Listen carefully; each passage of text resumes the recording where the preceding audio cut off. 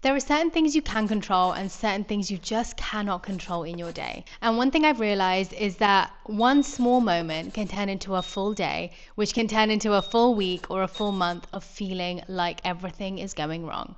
So I want to share some of my favorite tips for having a better day than you had yesterday. There are so many things that can go wrong in a day. Some things are unexpected, different circumstances, people come into our life, and it can really throw us off. You could be having the best morning and someone looks at you funny, or your boss ends up saying something unexpected or rude. And there are so many things that we cannot control, but there are things that we can control.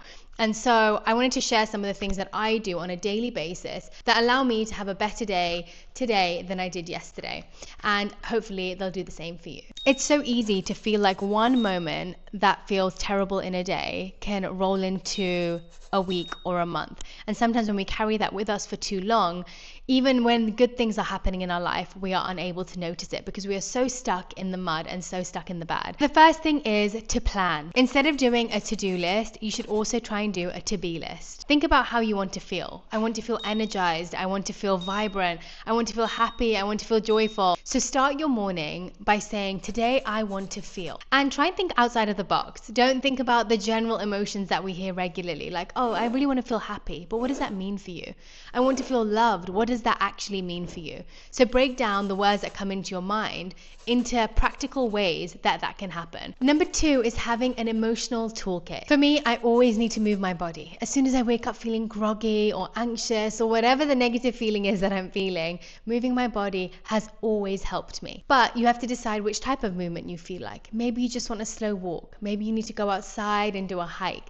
Maybe it is talking to a friend while you're on the treadmill, doing 2 things at once. Or maybe it's getting a really high intense workout out where you're sweating it out, you're moving, your circulation is going, your heart is pumping, and that might make you feel so much better. The more that our blood is circulating through our body, the more oxygen we are receiving to our brain and to all of our cells. And so naturally, if our physical body is feeling well, we have more of a chance of our emotional body feeling well too. Because the fact is, our physical body and our emotions are so interconnected. And so as soon as you get your blood pumping and your circulation going and the oxygen flowing, naturally it increases the endorphins or the happy hormones in our body too. And don't forget, dance is such a beautiful way to move your body too. Put on a good song and move your body to the rhythm. There's so much science that shows that actually moving your body in any way, whether it's jumping, whether it is dancing, it actually removes stagnancy from the body. And a lot of the time when we're not feeling great, it's because our mind is churning thoughts over and over again. We feel heaviness or lethargy in the body. And so when you actually start to create movement,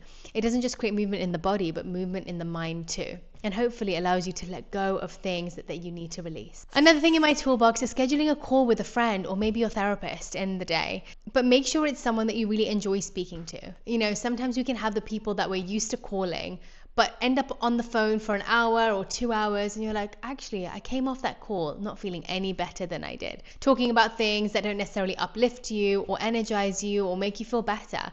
And so really find those friends or those people that you know once you speak to them on the phone, even if it's a 5-minute conversation, they're going to say something or have the energy that helps pick you back up. Make yourself something or do some sort of self-care ritual, whether it's a massage or a facial. It is a sign of self-care. It is your way of saying, I love you, body, and I'm here to look after you and care for you no matter how you are feeling. There's one thing about other people taking care of us, but when your own body knows that you are there to look after it, it really does calm our nervous system. It's almost like saying, I'm here, I'm looking after you. And the thing is, our body knows when we are taking the right actions. It says that even when we pick a food that is in our hand, if we're picking up food that is going to make us feel better or make us feel worse, our body already knows from the moment it sees it. And so if you're not feeling great and you pick up an apple, your body's already registering it as something that has vitamins and minerals that have nourishment in there. And it will automatically tell you, oh wow, you're starting to look after yourself, or we are being taken care of.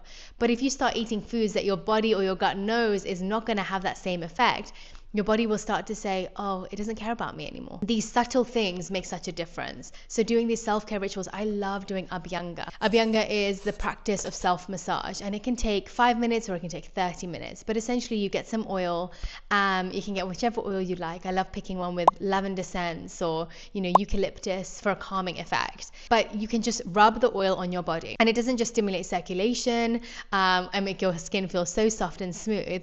It is literally like giving yourself a hug. hug. And so I do that ritual every morning and every evening, and it's a beautiful way to just connect back to your own body and yourself. The next thing is treat your senses. Now, many of the things that we already spoke about fall into this tip, but I wanted to emphasize it because I think it is so important and something that we can often overlook. You have to pick one thing for each sense to stimulate it. And so, for example, for your sight, you might decide, I'm going to do a clear out. I'm going to clear out the space that I usually work in. Maybe I'll get some flowers, something that visually stimulates you and makes you feel better about your surroundings. Whenever I feel anxious, I have a habit of cleaning. Like, I love reorganizing cupboards. So whether it's my spice drawer, whether it's my clothes, even if it is my office environment, I get lots of books that pile up. And so even if it's for 5 minutes, clearing out an area that I'm in helps me to feel a little bit calmer. Smell, light a candle, light some incense, some essential oils. I actually have a diffuser in pretty much every single room, and it really changes my mood whenever I walk past it. And depending on what essential oil I decide to put on it, essential oils have this power to change your mood and your energy levels completely.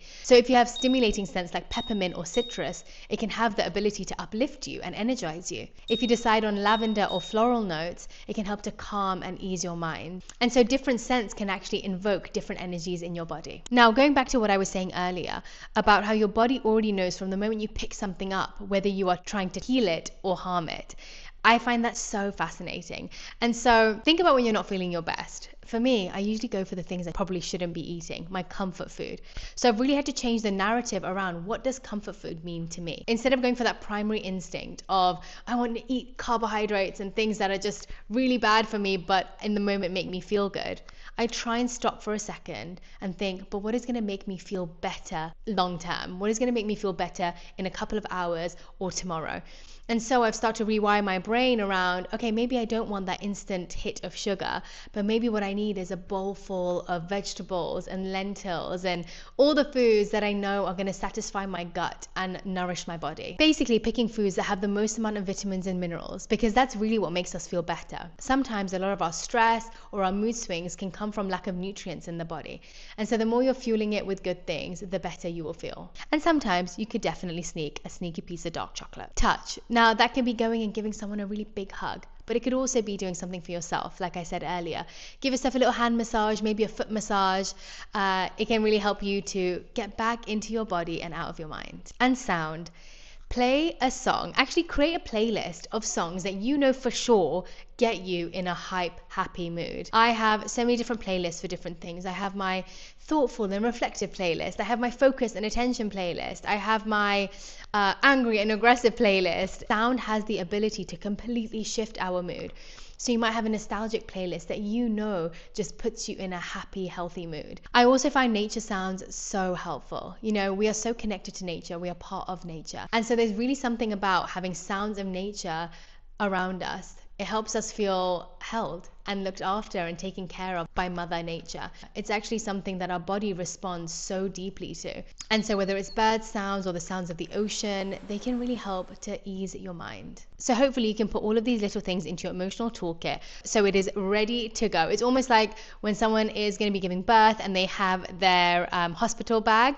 This is what you need for the days that you feel down. And so start building out this emotional toolkit for yourself. Building your evening routine. Now, your day after is absolutely impacted by your night before. So simple things like trying to get better sleep. You don't have to try and change your whole evening routine. Maybe it's just getting into bed 15 minutes earlier. It doesn't have to be an hour earlier, just 15 minutes. And also improving the quality of your sleep.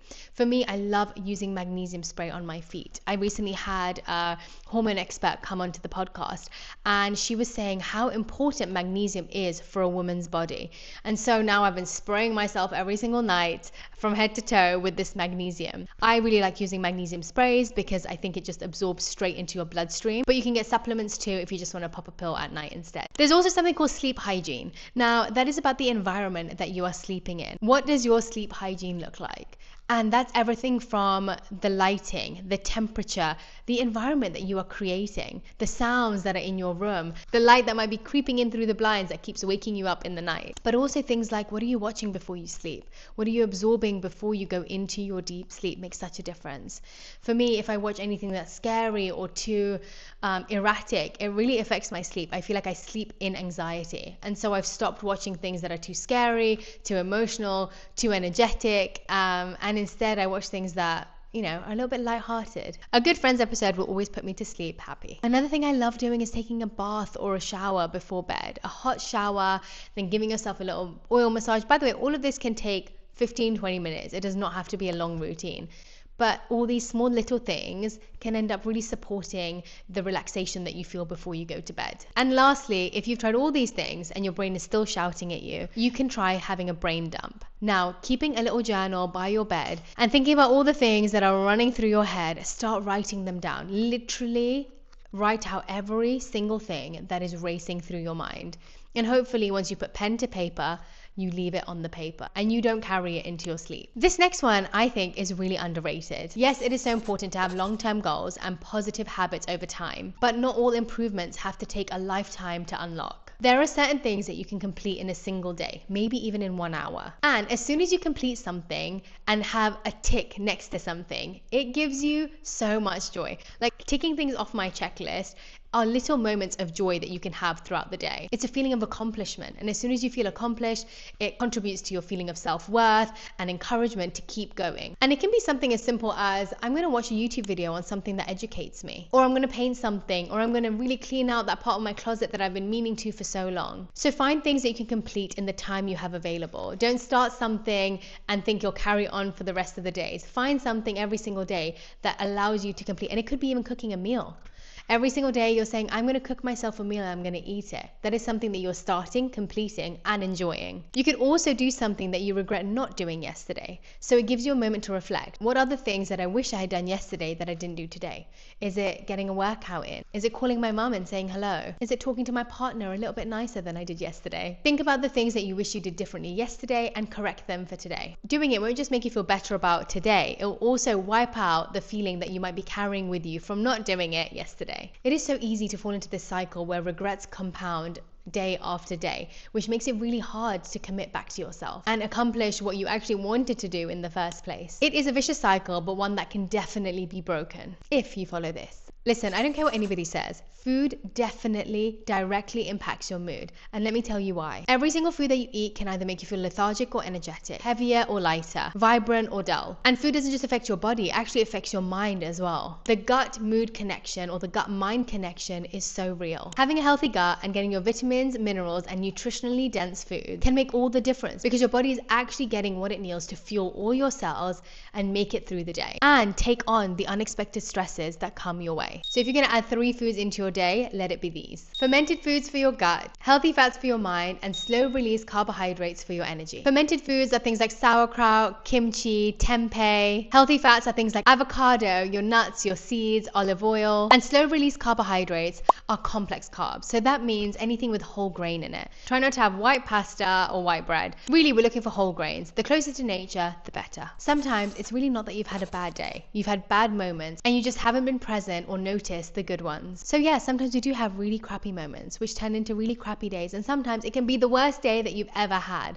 But I guarantee you, in that worst day, there were definitely 3 things that were also wins in your day. Even if it's, I actually got up out of bed today, that's a win. I showered and I smell good, that's also a win. I made breakfast for myself or for my family, that is also a win. The things that you sometimes take for granted about yourself or feel like they're part of your normality, you kind of overlook them and you don't realize how much you are actually doing. And so just acknowledging those moments, even if they're small, tiny things that you do during your day, can help you to feel like you're having little winning moments. And it shifts your mind to a different place, even if it is just for that small amount of time. Do not rush. I feel like I have spent so many days where I'm just running through the day. My mind is running, my physical body is running around, and it is so exhausting. So one way to really decompress and allow your nervous system to feel peace is not rushing through your day. So what does that look like? Stick to the speed limit. 5 or 10 miles above the speed limit, you're probably getting there 2 to 3 minutes earlier than you would have. So just relax. You do not need to be a road racer. You can get there with plenty of time and feel way less anxiety doing it. Also, leave yourself plenty of time to get to places. I am so bad at this. I will literally be fully ready and then decide to start a whole new task that I know I can't get done in the time that I have left. And then I'm late. But I could have just left at the time I was ready and been there with plenty of time, not worried about sending messages saying I'm running late or worried about how they're going to perceive me. And all that could have been completely avoided had I just left myself plenty of time to actually get to the place I was going to. I know it sounds really small, but the thing is, if we're already living in a high anxiety state, all these things are just adding on to it and making the day way worse. Avoid doing too many things at once. Try doing what you're doing and just do that. So whether that's eating and texting, no, just eat your food. Appreciate the food. Be present with the food. See how it's making your body feel. If you're on the toilet, just be on the toilet. Focus on doing what you're doing there. You do not need to be scrolling through Instagram while you are on the toilet. If you're speaking to someone, if you're catching up with your partner at the end of the day, sit there without your phone, without any distractions, and actually have eye contact and have a moment with each other. We are so used to having something in our hand while we are doing something else. Usually it's our phone. And I think getting out of the habit of that will really help us to be able to focus and be present in the moment, which hopefully makes us feel a lot calmer. And lastly, do something for someone else. Usually when we're feeling low, we're thinking about how we can make ourselves feel better, which of course makes sense. But one part that we forget is that an act of service can actually make us feel even better about ourselves than doing something for ourselves. It feels good to make other people feel good. We are social beings that really crave relationships and social interaction. And relationships thrive and deepen with a service mindset. So whether it's cooking a meal for somebody that you love, or going to volunteer somewhere, or even just giving someone a call to ask how they're doing, it will take you out of your mind and into a mode of helping and giving, which will make you inevitably feel so good. So I really hope that these tips help you as much as they've helped me. I think if you honestly followed all of these, you will always end up having a better day than you did yesterday. And if you are struggling with low mood, low energy, I really recommend creating that toolkit that we spoke about, almost like an emergency kit that you always have in hand whenever you go through bumps or roadworks that you weren't expecting to go through on your journey. So there you have it, all the tips that you need to have a better day than you had yesterday.